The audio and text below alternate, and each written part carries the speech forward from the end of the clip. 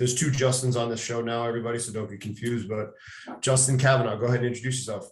I'm the better looking bald guy for those that are watching. Most people call me Cav. Obviously, growing up, I'm born and raised in Miami. I grew up in an environment where you get a bunch of nicknames, so they all evolve. Every time I hear someone call my name, I know, generally speaking, where they know me from. Mom's a teacher, dad's a firefighter, and a lot of lessons and coaching came from that, which is cool. I was a 5-sport athlete, kind of played anything I could get my hands on, and then gravitated to the things that I was more successful in. Then in the coaching side, I got forced into it. Early stages, I went in one of the rare ones that did not go through the traditional strength and conditioning education path, right? Where I never went into school for strength and conditioning, never went to an exercise science degree, never went through kinesiology programs, did not go through the traditional certification path. I got forced into coaching, right? So in my career, I was a high school All-American and had a lot of success. And that kind of what came with that was these were the group of people that the guys that use sport to get away from where they currently were. And I basically didn't want to, be a fuck up, and I was around a lot of dumb shit, whether it be drugs and fun and alcohol and partying and mistakes. And I chose to not be influenced by that. And I chose to really be influenced by sport, which kind of later in my career became what I really do now, which is influence people through sport, right? Sports is my platform. So I have a lot of passion and true desire to see people's lives change through their opportunities based upon their physical and God-given talents. So that's the way I look at things, through the scope and through the lens of competition and sport, and how do you be your best. So I think that there's so many lessons in there. But for me, I got forced into it. Athletes came to me and through trust, right? So one day, one of the guys that we were training with, so like a group of us would train together because we wanted to be high-level performing athletes. And one day, one of my friends came to me and says, "Hey, Cav, you're training me because I trust you." I'm like, "What are you talking about? We train together." And he's like, "Getting ready for first year in the NFL, and my trainer and my agent stole money from me." Right when he came up, grew up in the hood, poor as can be, and found out real quickly within a year his life changing. And back then, those contracts were very different at the draft level, where they were real big tickets. Now they're not nearly as much, but they're bigger at the back end. Second, third contracts are much bigger. But back then they made all their money up front. And even back then, you're talking people were getting loans from banks for millions of dollars because they were guaranteed draft picks. That was crazy for them to be millions of dollars in debt from people that literally couldn't even get a credit card to their name a month before they declared for the draft. But I got forced into coaching, and that allowed me to understand that all of the stuff that I did at that point moving forward was based around trust. And then you fast track now where I am 20 years later, been to 5 Olympics, first one in Athens in 2004, just finished here in Tokyo. Every Olympic cycle, we came back with a medal. We finished in Tokyo with 3 golds and 2 silvers. Started my kind of world of coaching at the NFL combine space. I was that guy where you're down in Miami and you want to get trained. And everyone's like, "Oh, how'd you get all these guys?" Early sales pitch, you're talking 2005, 6, 7, like early sales pitch was, "Do you really want to train in Wisconsin or New York? Why don't you come down to Miami? We're 5 minutes from the beach, 10 minutes from the biggest strip club in the world. Come over here and party." So I realized later that was because that's home for me. But I realized much later that brought some other problems too. But it was a lot of fun, and it was really easy. I tell everybody, I'm in Northern Virginia now, since moving to DC, I became a worse coach because down in Miami, shit, and you got to really suck at your job if you can't make good athletes out of what you're getting there. But up here, it's a little different. Over the years of me doing this, has been a lot of fun, and I've been able to see a lot of different things. And those perspectives have allowed me to help our athletes achieve at a high level. Now, most of my time is spent with high-level pros, Olympians, and then C-level executives or business owners, consulting, using strategies and tactics that put guys on the podium, helping them both in the boardroom or at the organizational level in sport. So literally looking at why people lose, right? Why did you lose? Everyone wants to blame the talent. They want to blame certain things. At the end of the day, like, everything's multifactorial, but there is some catalyst to people's reasonings for winning and losing. And I think most people are not real or honest with themselves on how to assess that. So it puts me in a unique position with coaches to tell them straight up, this is what we need to work on. This is where we are. Anybody listening to that knows exactly why you're still in the private sector. Was there ever a time during that where you were tempted and almost went college or university sector? So I ran the All-American football camp, which is a camp that put more kids into college than any other camp in the country. It brought 50 Division I coaches all the way from Division I to Division III that was able to work directly with high school kids and then put them into college. And I am still at the heart of what I do, a skills coach, I think, which is where the perspective that I have at the performance level is very different. But every year when I run that camp, I pretty much get an offer to go to this because they see me coach, right? So one of the things that I will say that even I do all of this stuff, the biggest difference is that I'm not a consultant, right? Like my boots are on the ground, my hands are in the dirt. I know how to coach. And I say that with confidence because it's been tested, right? I'm not saying this to say, oh, I understand how to do that drill. I understand the effects of that drill. I know what's going to happen with it. And I have a better understanding than most coaches do nowadays because most coaches aren't willing to put themselves underneath the bar. They are program hopping on it every day. And when they program hop, you never really understand what things do to your body. Have you ever done that yourself? So when coaches watch you at the organizational level, they know damn who's good and who's bad. But most people are not willing to put themselves out there because they're vulnerable if people watch them coach. And if you look at like a head coach of any sport program, they're going to want to see, how do you coach? They're not going to want to care about like your philosophy. That's their job. They don't care about what your opinions are on topics. That's their job. Their job is to tell you what to do, and they want to see how you execute. So when I get down and I'm coaching, I take that very serious. And yeah, I get offers a lot on that end. And I play well with others. I believe that in sport, you have to know your role. Most people, there's two main factors to people that I think win in sport is number one, knowing who they are, and number two, knowing their role. Most people do not have a very good assessment of themselves. And most people definitely don't know how that skill fits into the team.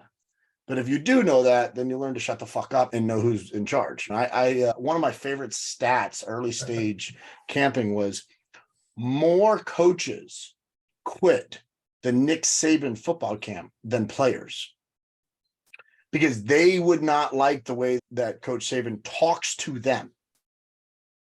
And I'm thinking to myself, I'm like, come on, bring it. That's how I get better.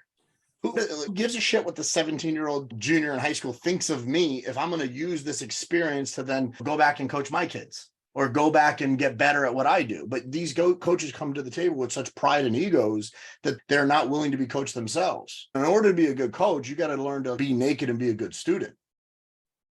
And I think this is where athletes that are successful, they know who they are and they know their role. And good coaches know who they are, what their skill set is, and they know their role in order to enhance the experience of the team. But most people aren't willing to do that. So yeah, I was very tempted to go into the public sector. I would love to in a lot of ways, but I'm at the place now in my career where if I'm going to do it, I'm going to do it right. So I feel that you got to find people that align with your vision and then help massage their philosophy, right?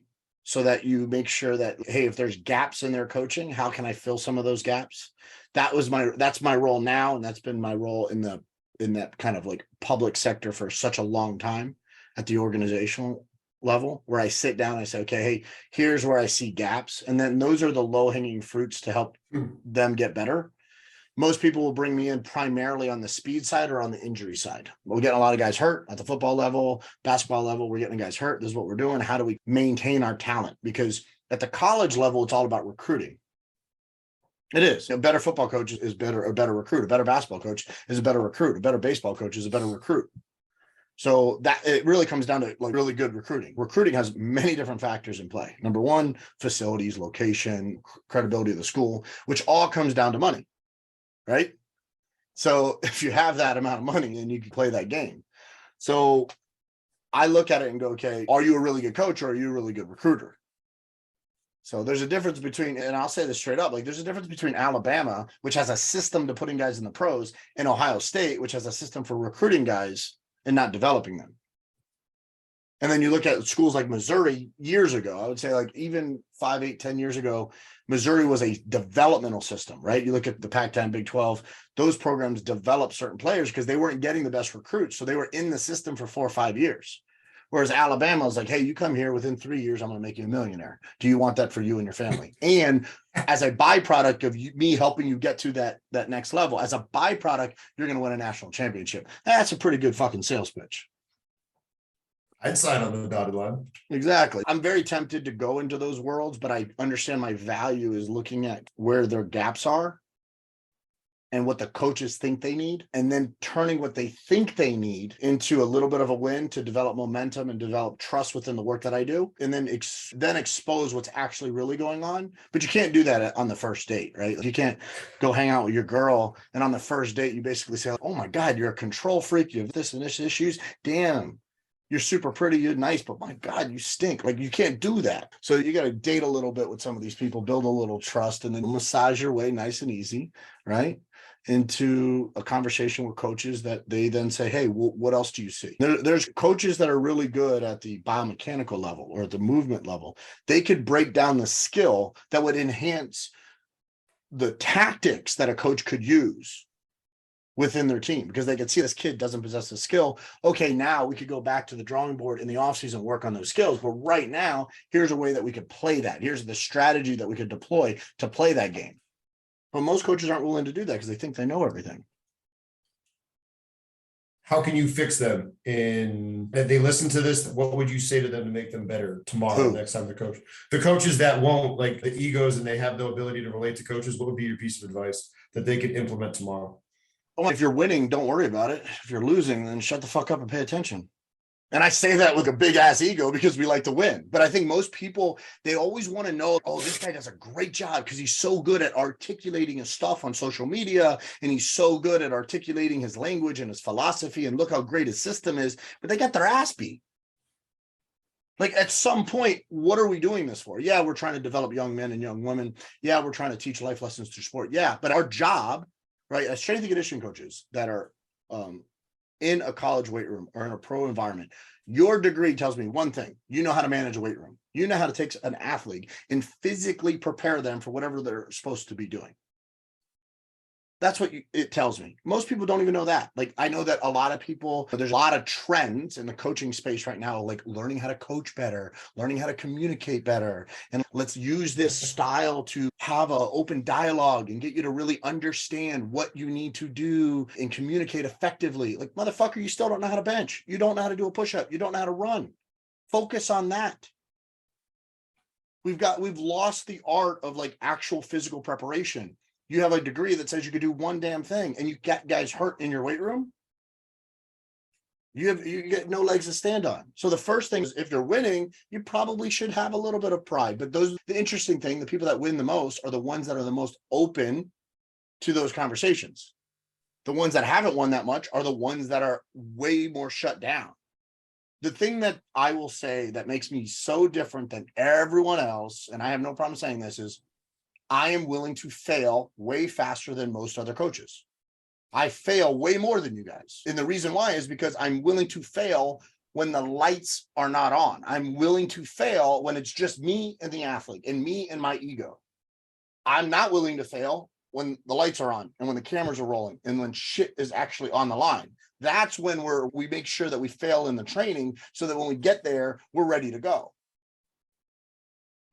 Everyone else is all about, I got to show up a certain way. I got to look a certain way.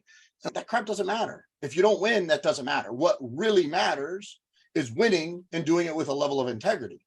So I can't help you there, right? That's not my job. But in regarding winning, there's an actual strategy to winning. And it starts with looking at what the people do at the highest level, figuring out where your gaps are at the competitive level. If you're in a competitive sport where you're running against somebody, it's all about like their own work. Now there is some strategy to it, like how do we approach races that are independent, like individual sports. But when it's a competition and there's so many different like tactics involved in other variables, you have to look at the highest level, who your competition is. We have to understand where our gap is when we assess our own program, our own athletes. And we're trying to fill that gap. And we have to prioritize the things that are the most important and the ones that we could actually make the biggest impact with, because sometimes it's the most important thing, but we can't afford to do it. Or it's the most important thing and we just don't have that right now. That's a 2-3 year down the line. Or it's going to come after we knock out 3, 4, and 5 on our priority list. So most coaches do not know what to prioritize, and then they don't focus on that. They focus on other stuff that makes them feel good. So what would I tell coaches? Fail fast, like literally, and I don't mean that in a kind of like nice sound bite, right? Learn what's not working for you as quickly as you can so that you can figure out what your identity is as a coach and what the identity is of that athlete in that program. Once you do that, then you can actually build that. But a lot of coaches don't even have their own identities in place. Like they don't know how they're going to approach certain situations. But if you do, now all of a sudden communication a lot more seamless. And then you can move faster because once you have trust in a relationship, whether it be at the athlete level or at the organizational level, once you have that trust, it moves so much faster. For you, X's and O's now, with that high level population, I'd be interested to hear, again, not in the nitty gritty, but like the 10,000 foot view of how you go about programming for your football, track, and fighters, because I'm curious to see if you go super concentrated and super crazy triphasic, or you're like, hey, you know what, we start with some pretty basic stuff, because I feel like a lot of the coaches out here, they might be doing things that are more advanced than they need. Like I saw athletes doing 10 sets of 3 with banded bench, and they were like 8th graders. So I'm just curious your thoughts on all that. For everything I do is individual. Even at the football level, even at the team sport level, there's a structure, right, that keeps it like logistically organized. Because if you have like a team, you need to make sure that you rip through more people. So I find it fascinating that the bigger the budget of programs that you're at, the bigger the weight room, the smaller the actual training sessions are. The smaller the programs are, the smaller the budget is, the smaller the weight room is, the bigger the groups are. So it's like there's a lot more logistics that have to play a factor when you're working in a team environment. And you have to go, okay, these are maybe our logistical parameters that we have to organize around. What is the box that I can play in? Then once I go into that box, I want to say, okay, how do I get the maximum output out of that area? So if I have 20 minutes or if I have 2.5 hours, if I have every day or I only get 3 days a week, I want to figure out what my boxes are. I want to remove the rocks in the shoe as best as I can. So if they're doing something that's not helping them, get rid of that before I start adding something good. I'm a big believer of like eliminating the thing that's hurting them quickly. So I think a lot of coaches aren't willing to do that. And if something's like affecting the kid's ability to grow, you got to remove that immediately. So logistics is a big deal. So for instance, if I go to Alabama practices in the afternoon, but if I go to Georgetown practices in the morning, so they knock all their stuff out early in the morning. There's a big difference in how I organize that kid's like stresses throughout the day and what they do in their weight room if they're getting up at 5 a.m. every day. And there's the recovery window. So I look at that and I go, okay, how does what I do play into everything that matters in a skill-based world? So you brought up fighting. So fighting's a skill sport. I don't care what anyone says. Everyone's, oh my God, this guy's winning because he's stronger, like at a low level, but I don't operate in the low level. So whereas strength is a very easy way for an athlete to get advanced or above average. If you look at it like jujitsu, and because I'm just using a belt system for a second, yeah, the stronger blue belt's going to win, right? But at the black belt level, that really don't matter, right? That does not matter. So I think a lot of times we have our own ego to the table. Oh, we're a strength coach, so that we think strength is going to be the factor. Like strength isn't going to make somebody win or lose. If anything, it actually be a hindrance because they've lacked the development of the technique over time because they have been able to augment the technique with strength instead of leverage. So it actually hurts them in the development process. It helps them in the confidence in the early stages, but it hurts them in the long term. So I'm a big believer of looking at what's holding the person back, taking a step back, removing it, figuring out what the boxes I have, and then adding the impactful things in first. If you want to get into specifics, we can get down and talk about like how I lay out a program, what I'm looking at. But overall, most people are not willing to take out the things that are hurting an athlete, and most people are not willing to prioritize the most impactful stuff because they're always writing programs for their own ego. And triphasic, and that's great. Cal's a super smart guy, right? There's not that many fucking Cal Dietz in the world. He's a fucking savant, which makes him Yeah, he's special, and he's both special in one way, and he's short bus special in the same way. So the question is like, are you going to replicate what Cal does, knowing that you need 7 fucking interns just to set up the damn program? Or are you going to do what Brian Mann does, and you go, oh, I'm going to do velocity-based training or power training or whatever that may be, but now I need gym awares everywhere I go. So it's okay, what are the logistical challenges to set this up to manage your philosophy? I couldn't agree with you more on that. Cal needs he needs 7 damn people just to get his game plan. He's got force plates. He's got all this other stuff. Now, if Cal worked with one guy, he could train that person however he wants. Cal's a really good coach, but he's also a puppet master. He stands up here and he can organize and orchestrate all of the stuff that's going on. But if you don't have that availability, ask how he runs his program when he's got to be by himself with 40 people. It's a completely different program than what's on paper. So you have to know, like when you walk into an organization and you know your role, you have to know what's in your box. And there's a time to assess how big your box is, right? And there's a time to assess what goes in your box too. But when you're there, you got to figure out like how to maximize that time. And most people are writing programs for themselves or for their colleagues, right? Instead of actually like what people are doing.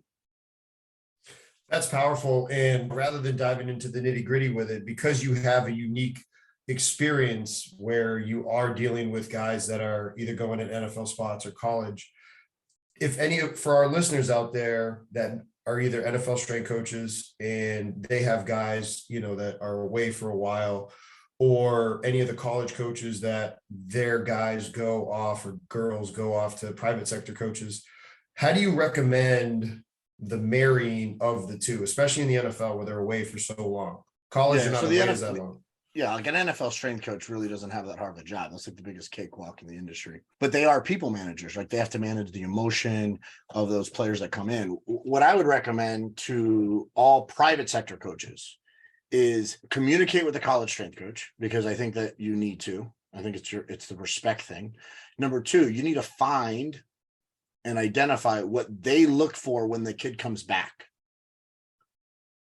Who cares I write an off-season program for college programs so that kids don't get hurt on their own. I'm not writing a program with my supervision. I'm writing a program as a college coach for the supervision of that knucklehead with their friend at whatever gym, or so that when they go to a private sector, that they could still do the necessary things that we need when we get back and we could go right to work. So I want to know, what is the program going to be like? So let's just use kind of summer is they're off and they come back in the fall, right? An athlete comes back in the fall. The first 2 weeks, what program do I have that athlete on? If I gave that to a private sector coach, or if I gave that to an athlete, you say, hey, listen, whatever you want to do this offseason, that's completely up to you. Understand, this is what you're going to do when you get back. Good luck. They'd be significantly better off. Don't worry about the testing. Don't worry about, oh my God, we're going to test your 40, your 60, your 100, your 10. We're going to test your bench, your squat. We're going to do who cares about that? Understand these are going to be the lifts your first 2 to 4 weeks when we come back. And I do not want to waste time. So we're going to hit the ground running, and you're going to be expected to do these things with these percentages, with this amount of volume, with this amount of rest. Get right. Most coaches are not willing to give the autonomy to the athlete because now it questions their actual ability to write a program. But you literally tell a fucking kid, say, hey, listen, I don't care what you do, but you got to do these 5 things when you get back. Guess what they're going to do? They're just going to do those 5 things. Because they know that's what they're going to get worked on. Not that they're going to get tested on. That's what they're going to get put through. Oh my God, gassers are stupid for football players. Hey, listen, my coach is old school. My coach has this in his mind. Guys, old school coaches, new school coaches still do that shit. Get over it. It ain't old school anymore. You're the new school guy. You're bald with a beard. I never wanted to shave my head because I didn't want to look like one of these damn powerlifting meatheads. Listen, I have shitty hair. I look fucking terrible. Hey, it got to the point where I was the comb forward look. My hat wasn't cutting it. All right, I got to do it. So if I basically just handed my athlete and say, hey, listen, you're going to have to do these things, they're going to go run 10 100s. and they're going to be ready for it. And they're going to be thinking, oh my God, I know when I get back, I got to run 10 100s. Okay. They're at least prepared for that. So they're not going to get hurt in our actual prep. That's what they're going to do. Like I said, I'm a skill-based coach first. So at the organizational level, and I talk to a strength coach, I basically say, okay, what are we doing at the skill level that is hurting? Like what are we doing at the skill level that is hurting the athlete's ability to get better at the skill? Because a lot of skill coaches have an idea that these drills help them get better, but they don't actually help them get. So I try to take that out and I go, okay, hey coach, if you ask like, how do I communicate with the coaches? Hey coach, you want them to be able to do this, but this drill actually does the opposite. I'll give you a practical example of that. I was on damn Instagram yesterday because one of my kids who's getting ready for like his pro day and NFL combine, who I've trained since he was a baby, right? But he's now off doing something else because I'm not doing combine prep anymore. And his skill coach in his combine prep place has a medicine ball right in front of his right leg. He's in a 3-point stance and he's an offensive lineman and he needs to have a big power step to get out, right? And he literally has to step over and outside of the medicine ball and then take off and then fan out, make a block, put his hands, hit the outside shoulder, and then block the bag and then work. If you watch the technique of an athlete getting off the line, his foot literally barely cuts grass, right? Sprint coaches, I see this all the time. They basically say, hey, we're going to put a hurdle right here. I want you to step over the hurdle. You want a high recovery cycle in the early stages of acceleration? No, you want a low recovery cycle. So again, it's completely contrary to what they're trying to develop. And they're telling them, get out. But stay low, but lift your leg up. Like, again, it's completely opposite of what they're trying to do. I hear sprint coaches tell people all the time, hey, stay low out of the blocks. Stay low, stay low. You want to fold and unfold. So staying low is one of the worst cues you could give somebody. Lift your knees up, because the more you lift the knees, the more power you're going to have. No, the more you strike the ground back and down, the more that knees are going to go up. It's the wrong cue.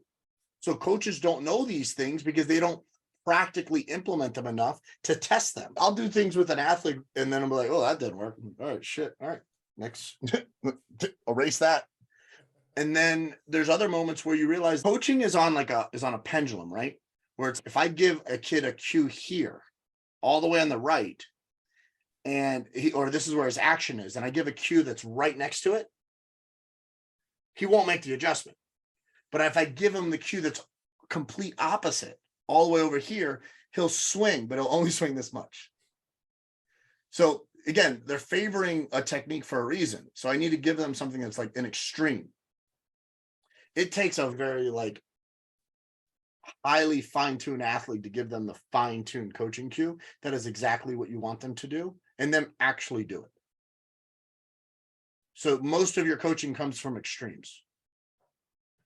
That made me think about a conversation I've had with one of my buddies, Amit, with team sport athletes. How much does technique work actually improve their sprint mechanics, in your opinion, considering the fact that they may have a limited amount of time to do it? A ton. The issue is most coaches don't know how to fucking run. Yeah, of course. If you don't know how to teach speed, then the speed work, technique work is not going to get you faster. But if you actually know what you're doing, a few things will make a big difference. So the counter to saying, oh, it doesn't make that big of a difference means that you just aren't that good of a coach.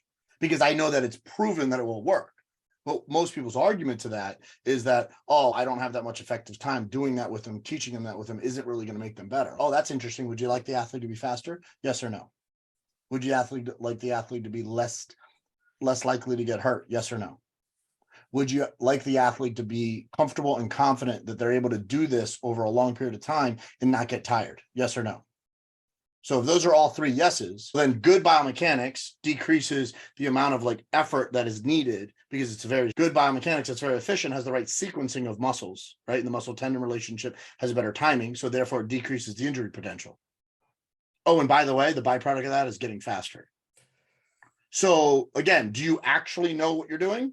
Or are you just upset and mad and now you have to be like, oh, this guy's a dick because he says that? Yeah, you can say you're a dick all you want, but at the end of the day, if we beat you, shut up. Everybody wants to talk about all these people that teach speed online, but no one's beat us. Shut up. It's annoying. I don't want to hear about your training. I could care less. Show up. There's a line and there's a finish line. We'll get the gun. Speaking of the gun, what do you think about all these high school kids and coaches, because you work with actually fast people, like this whole notion of every kid's a 4.2, 4.3, and just how dismissive and how inappropriate it is, in my opinion. But what are your thoughts on all of that stuff? Yeah, I mean, speaking of the gun, shit, most of those coaches need to go to the gun range because their trigger finger sucks. Of course, of course they're a 4.2. If I want that kid to be a 4.2, it's the only difference of going this, right? That's the only thing. But if you get someone with a good trigger finger, right, they're here. It's going to be pretty hard for them to be a 4.2. You utilize. Think about this. The Super Bowl was yesterday. How many people were actually running a 4.2? Maybe one. Yeah, maybe. Yeah, maybe. Like that was. Come on, like.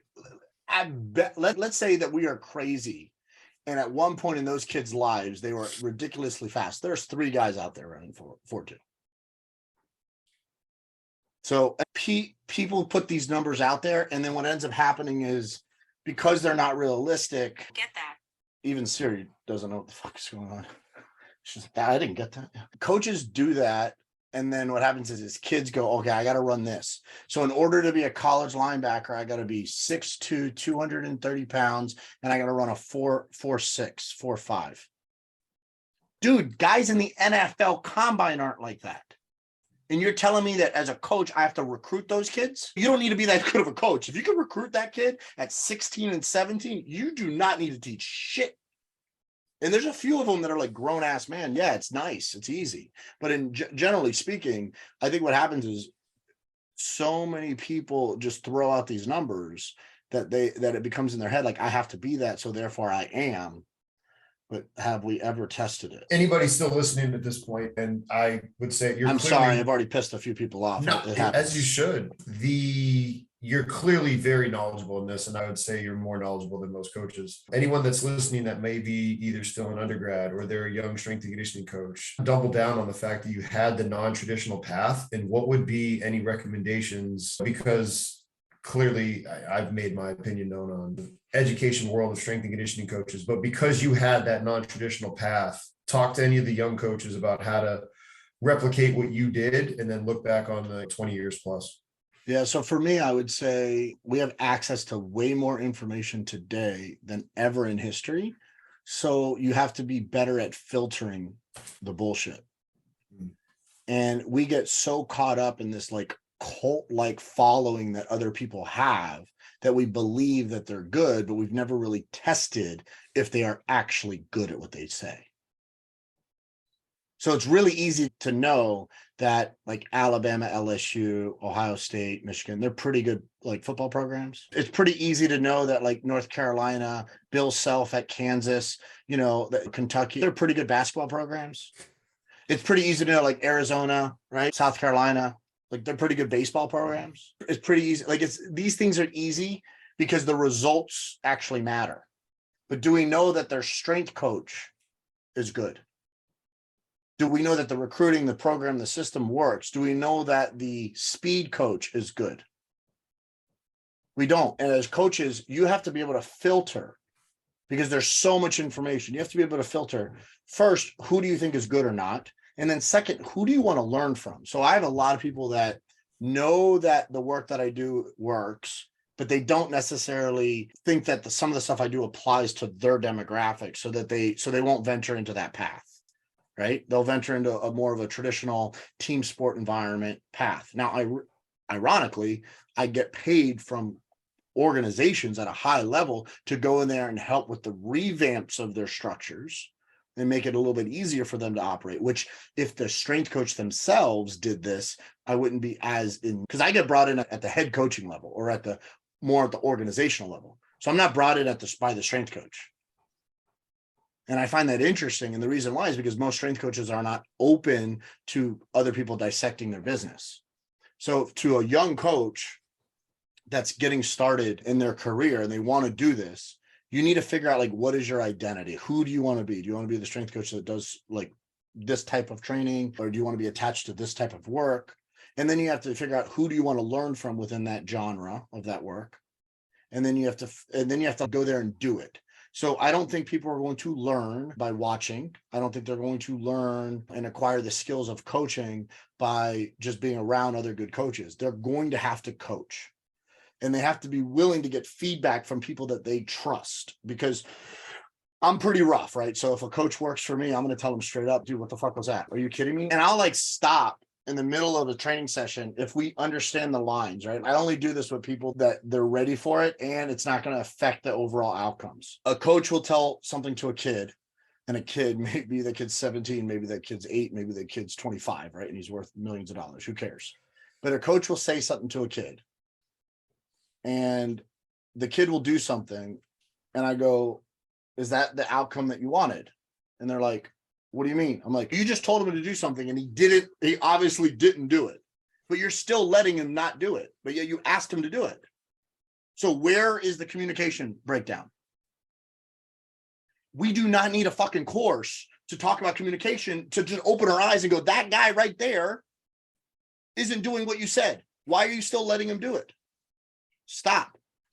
And then find out from there, hey, what was the gap in the communication? Maybe that's where you could get some help. I get that. But the real feedback comes in transparency, someone who genuinely cares about you. Because if you don't care about that guy and you're just being a prick, then you're not making that coach better. So as a young coach, if you're in an environment where the coach is just a prick, but he doesn't care about you, get out. Like, you don't need to be around that. Yes, I think that you are soft and you probably need to toughen up a little bit because the world is growing a bunch of pussies. I get that. But in a real environment, I really want people to be around people that genuinely care about them. That doesn't mean that they're not going to be hard and it's not going to be stressful, but you're going to have a lot more success with being in an environment where people genuinely care about you. So then you got to know who you want to be. You want to know where you want to get your information from. And then you have to know, like, how do I want to show up? Which goes back to the first thing, which is, who do I want to be? And the way that you do that is, like, you constantly are coaching people and then you just ask for feedback. Ask feedback for your mentors, ask feedback from your colleagues, ask feedback from your players. Most coaches are not willing to do that. And if all three tell you 3 different things, maybe that's a good thing because you're showing up differently to those types of people. If all 3 say the same thing, maybe that's something that you need to change. But I think young coaches need to be better filtering with where they get their information from, because they do things just to do it. And just because someone presents something doesn't mean it actually is what they do. I'll give you a great example. I spoke at Nike Coach of the Year clinics for years, right? And it was always funny for me when the head coach of a program would get on stage and talk about a specific drill, and he would have a video of the drill. And I coach a player on that team doing the drill on video. And I'm like asking the player, like, or he'll be with me and we'll go and see him because he wants to say hi to the coach. And he'll look at it and goes, we never did that drill once. We did the drill for the video and that's it. And he'll be over there talking about it. And you're just like, oh, interesting. That's fascinating information. I used to do this thing early stages when coaches would watch what we were doing a lot. I used to say, hey guys, like, we're just going to do it. I need you to buy in, but everything I'm going to do with you right now is bad. Do not do this again. And I would tell the athletes, and we would run through a full session and people would watch us coach and train. And it was like every drill I hated, every drill. And we would just run it. And literally weeks later, you would see it on social media. And it's the funniest thing. I call them Xerox coaches. They literally just, kids nowadays don't know what that is, but you just take a piece of paper, put it on a Xerox machine and copy it. It's not the original. And the more you make a copy of the next one, the further it gets degraded from the original. Yeah. So it's, hey, sometimes you're copying good things. Maybe you're copying the Mona Lisa and maybe you're copying garbage, but you're still copying. It'd be really good if you actually understood how that was made.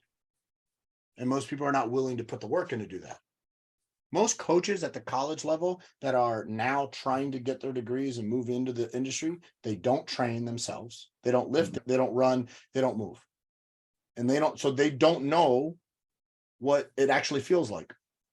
There was a time where all of the coaches were just like has-been athletes. They were like, oh, I got hurt, I didn't make it. There was a time where that's what now almost go look at the NFL and all the strength coaches. And most of them are not like ex-football guys. They played different sports. Yeah. Whereas before that was a requirement. Look at the basketball strength coaches. There was a time where all people that were involved had to be basketball related. Now they played something else. So the opportunities, if you love a sport, are endless to a coach. So that should be inspiring to them, because we're in a different time today than we were when I first got in. Whereas like you couldn't get in unless you were that guy. We had 2 black quarterbacks played in the Super Bowl. That didn't exist. You were dumb if you were, that was the reason why they couldn't play quarterback, because they couldn't pick up the playbook. Like, it's completely not true, but that was the stigma attached to it. Now we have more young middle school and high school black quarterbacks than ever before. Same thing in the strength coaching world. We have more strength coaches now than ever before that did not play the sport that they actually coach. So it opens the doors for you to do whatever the hell you want. Just stop complaining about it. Is that good or bad though? I am not a fan of it personally, but I'm going to give the inspiration to the young coach that wants to do that. If they love basketball, look, I love basketball, but there ain't no way I'm on the court dunking. You know what I mean? It's just not happening. So I think it's exciting if you want to put your work in that world. But I would say I was a really good athlete and I achieved some amazing things in my athletic career. But in every sport that I coached, that I played in, I have an athlete that outperformed my greatest day, my greatest performance. I have an athlete that have outperformed that, right? One of my kids broke my tackles record in the state of Florida when I had it. One of my kids that I trained broke my caused fumble record in the state of Florida when I had that. So even at my small athletic career, I had kids that I trained that broke my own records. But in the sports that I played, I've trained almost every athlete that I've trained have been outperformed my own abilities. So I'm not too on a coach that necessarily doesn't have the athletic ability or that didn't have the athletic accolades that we would want to see maybe 10 or 20 years ago. Because I would say at least 20 years ago, like that guy that was the strength coach or that guy that was on that team, he was a dude. And he had to be. That was the only way that was his in. Matter of fact, college coaches years ago used to only hire former players that they wanted to be coaches because they knew that they could teach skill work in the weight room during the off season when the NCAA didn't allow it. So I could take a former NFL guy that dabbled but didn't really make it. I could take him, put him in my college weight room, be a great recruiter, but he's not a skill coach. He's a strength coach. So now he's in the weight room and we could get work done when we're not allowed. Yeah, it's good that you highlight that because, was not nearly the athlete you were or the ones that I work with now, but having that knowledge is just so important because it makes it that much easier to talk with your coaches. You talked about playing well in the sandbox. Is that how you've been able to play so well in the sandbox because of the wide variety of the sports you played? Not just that, but it's also like the deep interest in the sport, right? Go back and look at history, and I want to find out where that came from. So here's a great tip for young coaches if they want to get a good relationship with their sport coach. Ask their sport coach who their mentors were. So if you coach basketball or if you coach baseball, you're like, hey, coach, we always talk about you being our mentor and you running the program. You run the philosophy. You have an incredible philosophy. Like I'm sitting in the meetings and I'm learning your team philosophy and our mission. And I hear this and it's awesome. I'm really interested. Like, how did you formulate that? Where did you get it from? Because like I look at you as my mentor. Who is yours? Most coaches are not willing to do that. And if you do that, you're like, oh my God, that's amazing. So I have Hank Krajinoff in my world, right? Ian King in my world, Ken Kanak in my world, Eric Serrano in my world. I know most of their mentors. And that's rare. Hank's mentor was Carmelo Bosco, guy who invented the force plate, the jump mat. Okay, yeah, Hank's 66, 67. Okay, most of his mentors are way gone, right? You look at Boo, you look at all these people and you go, man, like who helped? They're going to just pour into you. Because now they'll start to go, if you're connecting this dot to a dot that I care about, I need to start caring about you. And that makes it really easy for a young sport coach or a young strength coach to get connected to the skill or the sport coach. We could talk all day, but I think that's a perfect spot to leave it because more strength coaches need to hear that. Anybody that wants to follow you on social media, I know you were shitting on it earlier, but where can people follow you? Coach Cav on Instagram is probably the best spot. And then just reach out to me. Let me know that I'm the better looking of the Justins that you heard talk. And we'll go from there. Appreciate you, brother. Have a good rest of your day. Always you too, man.